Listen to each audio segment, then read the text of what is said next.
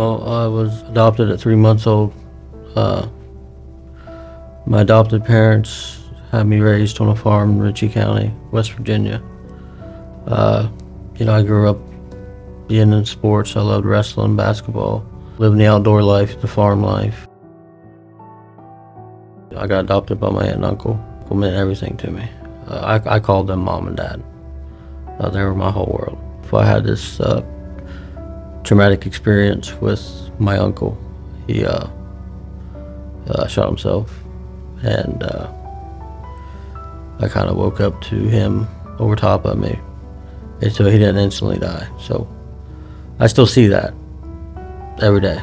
Well, before things started going downhill, I'm married. Me and my wife at the time have 4 beautiful children, 3 boys and 1 girl. Peyton, he is 13, Daisy, she's 12, Dominic's 10, and Grayson is 8. They're a miracle. When we got, divorced, that's whenever things started really going downhill. They were living with her, and CPS actually removed them from her. And, because my name's on the birth certificate, I get punished right along with them. And so I didn't have no say in any of it. Just, like I said, the drop of a dime, I lost my family. So that's why I really turned to drugs and to numb the pain. Oh, well, at this point in time, I lost everything. I'm living on the streets. I am foraging for food. I'm trying to wait outside of these businesses to get scraps that are thrown in the dumpster. I'm sleeping in parks, on benches. I'm sleeping under bridges. It's a really, really rough time. And I do almost anything to get my next fix. I hate to say that, but that's the reality of the situation. That's just how it was.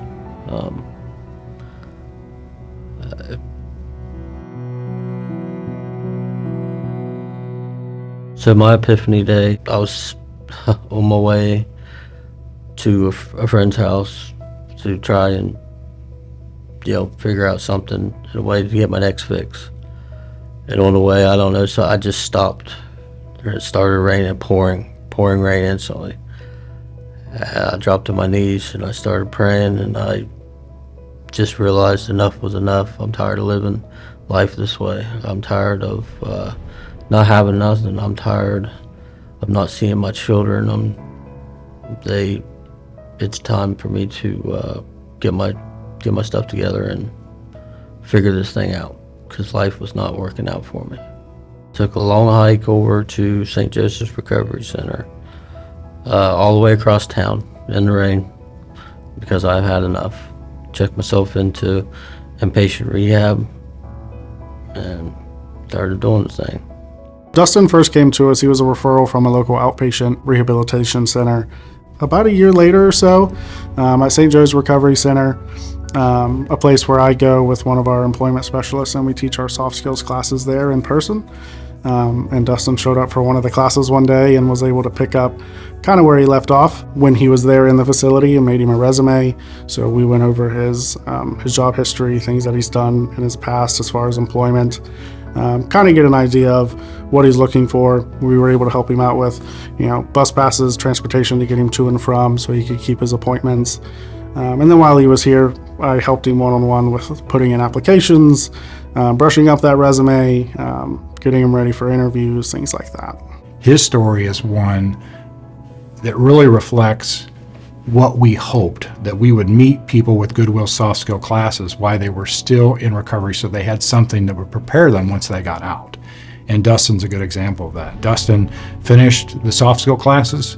He went on and enrolled in our paid training program, and he actually worked at the Goodwill Prosperity Center. So the paid training program that Goodwill offered helped me tremendously. It built my self-confidence. It helped me understand, what it means to have a 9-to-5 and go to work, be a productive member of society. It really got me back in the groove of things. When Dustin was out of treatment and he came here to the facility, we knew he was ready for a job, and we knew he needed some sort of full-time employment to get him out of the local homeless shelter that he was staying in. And Dustin was ready to do just about anything. So we got him lined up with a local nursing home here. Later that week, he had another appointment to come in with me to continue to work on finding employment, do other job applications. And when I walked in with all of my stuff to meet with him, he said, "You don't need any of that stuff. I got the job." He just wanted to come in, tell me in person. He was really excited, and he wanted to talk a little bit. So, but it was a good moment. Dustin's background and his story doesn't end right there. A lot of people, we would just say, well, I've got my full-time job, I've got everything I need. But because of the severity of his life, he knew that there was something more that he needed to do than just clock in and clock out. He could have just stayed on that course, but he wanted to give back. And so he did enroll in a program that, after he had been sober 1 year, allowed him to be in a position to help others. And so he got hired on at St. Joe. I wanted to work at St. Joe's because I wanted to make a difference in fighting addiction, and I wanted to be a catalyst, and I wanted to be the light at the end of the tunnel to show that there is hope for a better way of living life. I think my biggest takeaway with Dustin's story is he's a fighter. He's someone that has proven to himself, his family, his kids, that no matter what he goes through, no matter how dark it gets or bad it gets, he's going to fight back.